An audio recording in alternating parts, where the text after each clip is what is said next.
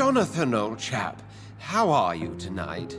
I've seen little of you of late. I was conducting research in my room, away from the nightly routines. Of course.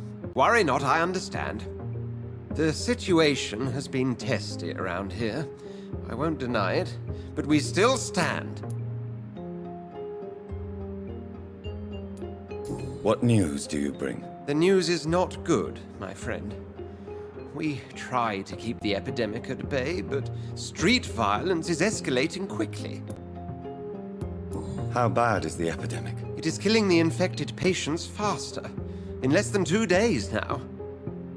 The only blessing is that they are contagious for a shorter period. Tell me more about the violence. Jeffrey McCallum seems to have sent his war dogs on a hunt. On a nightly basis, Prewen patrols exterminate every skull and vampire they find. Have they come closer to the hospital? No. They mainly focus on fallen districts or abandoned buildings. But they're growing in numbers. They must be recruiting heavily. I have received an alarming letter from Lady Ashbury. She wants me to meet her at her house. I have been granted safe passage. Then you are twice fortunate. I have never been invited to the lady's mansion. And with the quarantine and controls, city access is nigh impossible. Is the quarantine serving any purpose? It is helping slow the propagation of the epidemic. But as long as we have no clue to its origin, its efficiency is limited. Why have you never entered the lady's house? You are one of her good friends, are you not? My dear Jonathan, you have no idea how reclusive the good lady normally is, nor in what great esteem she must hold you to let you into her domain. Have you any reliable friends in the West End who might assist me? Unfortunately, you will be alone. Except for our ravishing red-headed acquaintance, of course. What about the Brotherhood of St. Paul's Stole?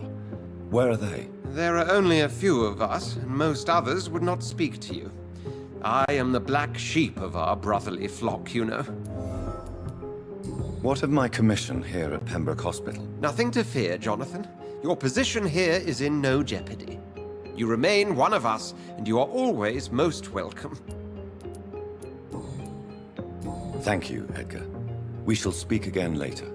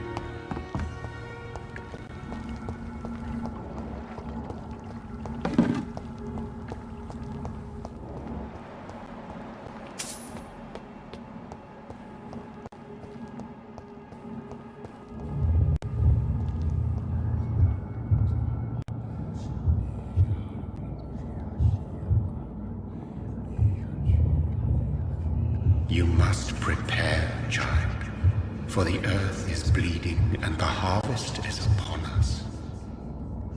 Stay away, whoever you are! This is no time for petty quarrels, my champion. Can you not hear?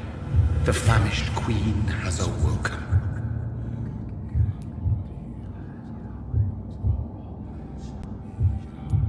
I am not your champion. But of course you are, son. As surely as you are the blood of my blood.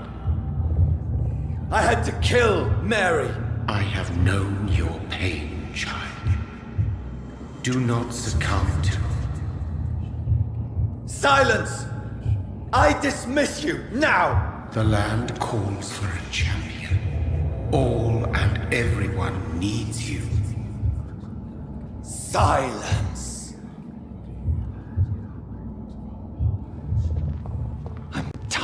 of all these puppet shows.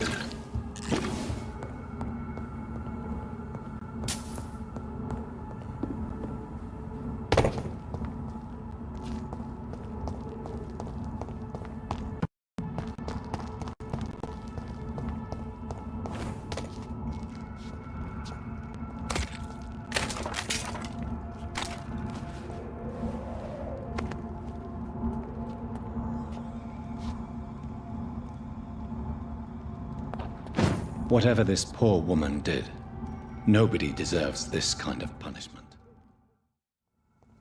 So this is where she lives. What a splendid house.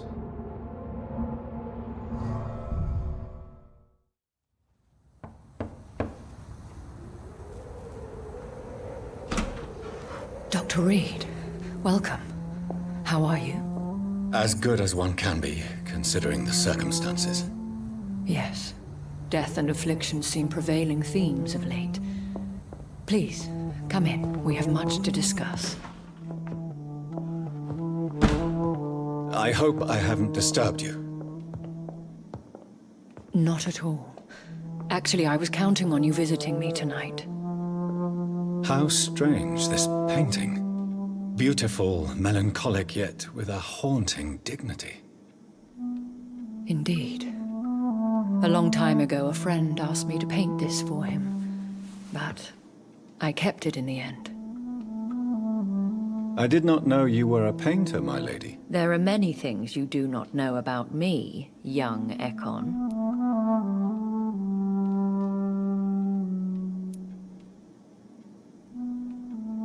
Please, call me Jonathan. Please excuse my behavior, Jonathan.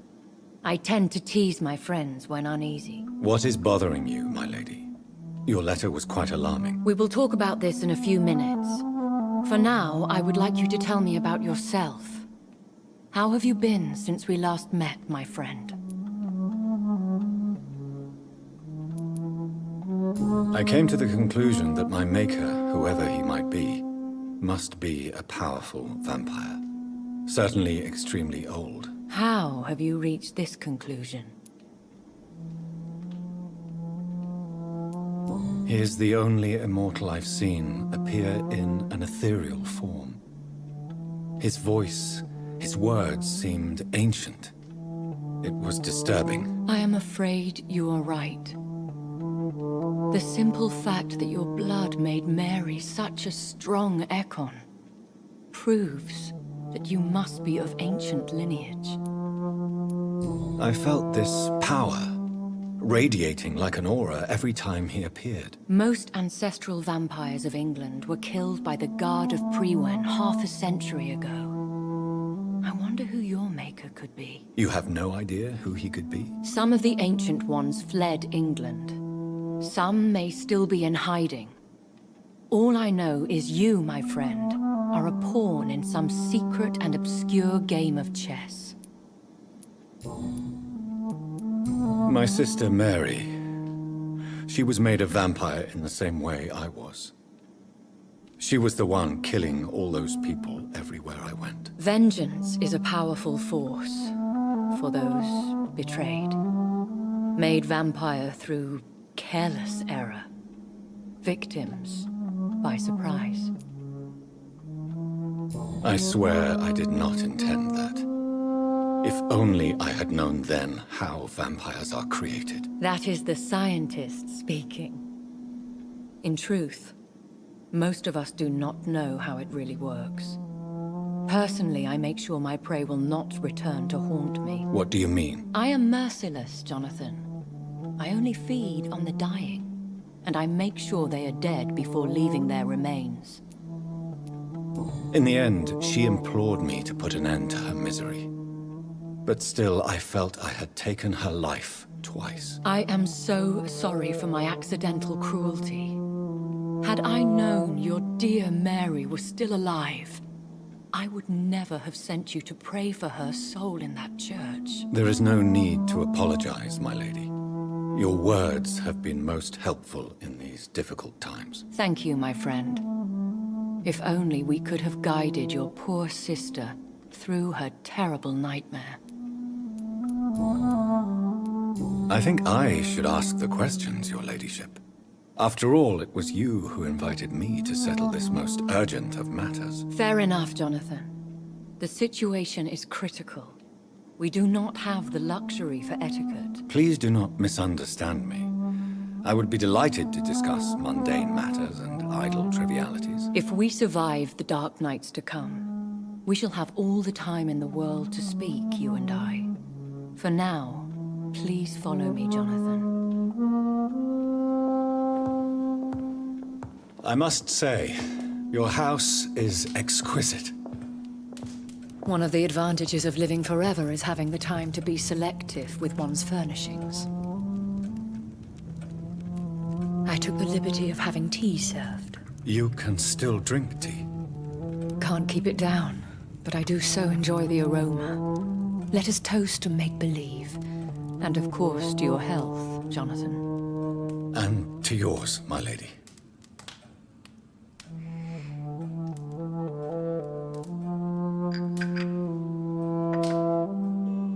Please, call me Elizabeth. So, my lady, why, truly, did you invite me here? I've been asked to deliver an official invitation to meet the Ascalon Club. Who are they? Really? They are the embodiment of vampire law in Britain. Some say they influence the destiny of the Empire. Some believe they merely protect it. How many are they? Only a small number of powerful and deceitful immortals.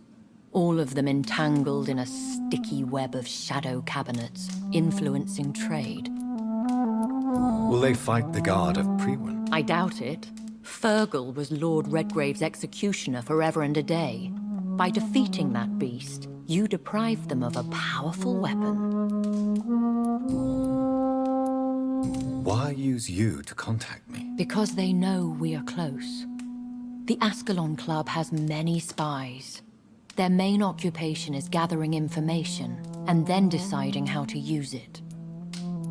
Have they threatened you in any way? Not at all. Their message surprised me at first, but it is only logical, considering the critical situation in London. Why not ask for your help? Since you are obviously a powerful and influential immortal yourself. You have to understand that I am invisible to the eyes of Ascalon, for I am a woman. That suits me well, as long as they leave me alone. Should I trust them? Of course not. Do not misunderstand me. They can be very useful, but I believe their long-term goals differ from yours. Why meet them then? Because nothing truly important can be achieved in this city without their consent. They could be powerful allies in this current situation. Should I lie to them? We all lie, Jonathan. It falls to you to choose your behavior. The most important rule is to show them due respect. They have done nothing but impede my investigations since I became known to them. Why would they want to see me now? I guess they now see you as Ascalon material. They must have found out what happened to your sister. Proof of the potent blood flowing through your veins. I'm not sure I can accept their invitation. I have seen their handiwork. How Fergal the Beast imposed the club's law. You have no choice, Jonathan. Even I would not openly defy Lord Redgrave, the chairman of the Ascalon Club. What can you tell me about Lord Redgrave?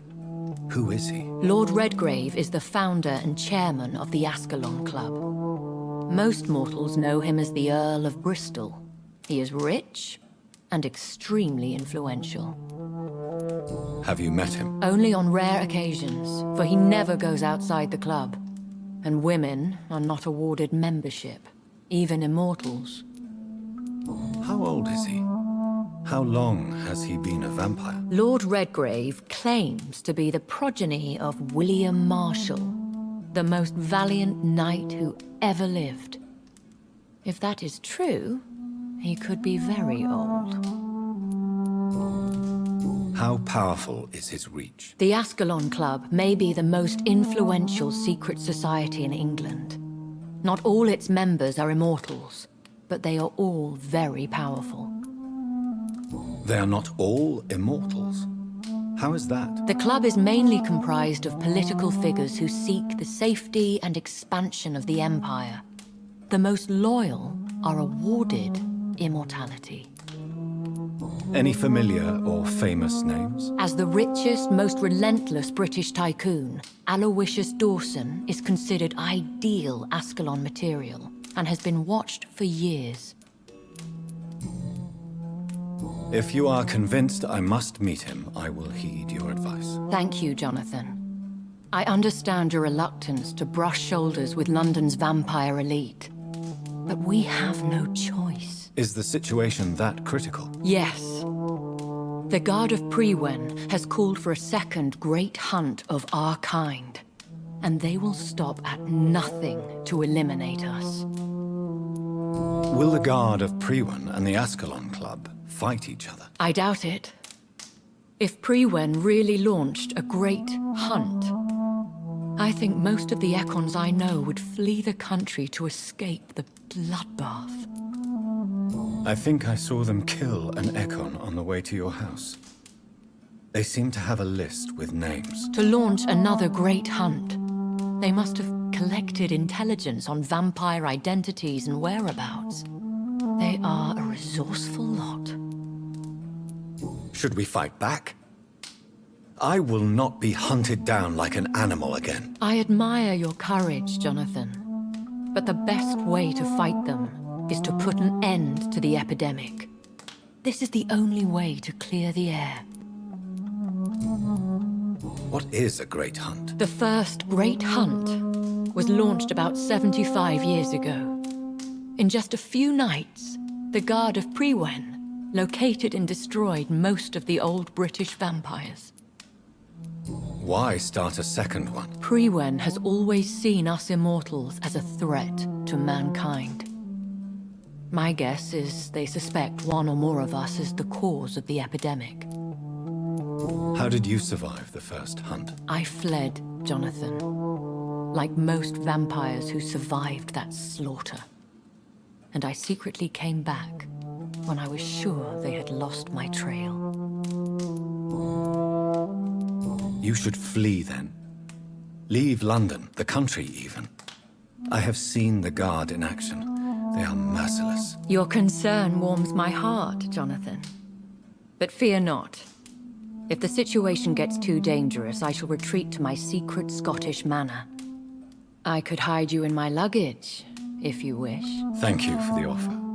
I shall keep it in mind, but I have much to do here. There is a question I must ask you. Could Lord Redgrave be my maker? I doubt it. If Lord Redgrave had made you his progeny, he would not have seemed so surprised when you demonstrated the strength of your lineage. What is the plan? The plan is we both try to save this city, you and I. Go to Ascalon, accept their proposition, and use their influence to promote your agenda. How can I save London? The epidemic is the priority. You must find its origin and put an end to it. This is the best way to solve the crisis. What will you do? I still have contacts and old friends in this town. I shall make some inquiries and attempt to learn more of the situation. We need clarity. Will I ever discover the identity of my maker? Maybe not, Jonathan. We know for sure you were made by a powerful vampire, but most of those fled England long ago. Please forgive my bluntness, but I have to ask. Was it you? Did you make me? Oh, Jonathan. I know you shall always have a gnawing doubt about who made you an immortal, but I swear, I had nothing to do with it. You have no idea at all? You seem to know so many things about the secrets of the vampire underworld. Even if I had my suspicions, I would not dare give you a name so soon. All I can say is this. I will make inquiries and keep you informed. One day soon, I will have to find the answer to this mystery. And I shall help you in your research, I promise. For now, you must go to the Ascalon Club and play their game. Will I see you again at the Pembroke Hospital? No, you will find me here if you need me. I shall conduct inquiries alone, and we can then share our discoveries. Will you not visit Pembroke again? No. I must remain discreet and avoid attracting attention to Pembroke Hospital for the time being. But how will you sustain yourself? I shall not, Jonathan. Fear not. I'm used to it. When will we meet again? As soon as you meet Lord Redgrave, I suppose. Fear not, my dear. I shall only be a heart's beat away. I want to thank you for all your support and your help, my lady. Could you do me a last great favor and call me Elizabeth? I should be honored, my lady. Then it is settled. Finally, some good news in these dark hours. Thank you. I appreciate the advice. I had best prepare myself to meet this Lord Redgrave now. Thrilling to meet the Earl of Bristol in the flesh, so to speak. Something tells me you're not very keen on the man. Don't get me wrong. The gentlemen of the Ascalon Club are honorable, but their attitude and opinions are somewhat antiquated. I see.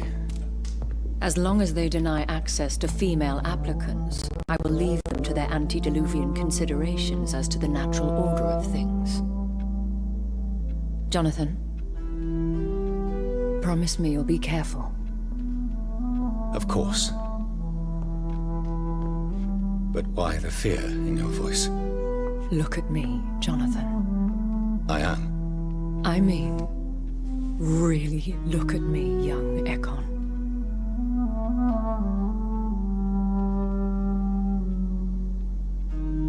We may be deceptive by nature, but this heart of mine has always told the truth.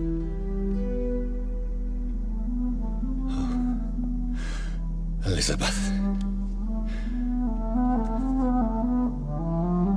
Go, my friend. But come back to me soon.